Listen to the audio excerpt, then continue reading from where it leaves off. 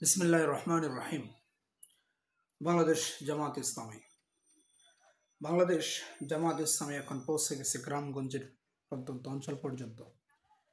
ইনশাল্লাহ আশা করা যায় আগামীতে তারা সরকার গঠন করবে এবং এদেশে ইসলাম প্রতিষ্ঠা করবে, দর্শনের বিচার করবে,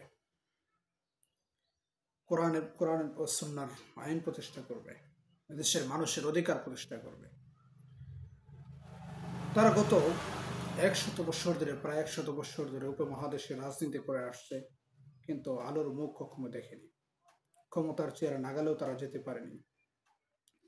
আশা করা যায় 24-এর গণঅভ্যুত্থানের পর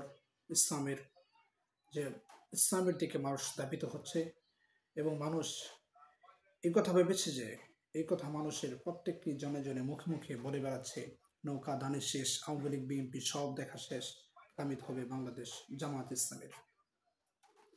তারা চায় কোরআনের শাসন ব্যতীত এদেশে ইসলাম কায়েম করা সম্ভব নয়।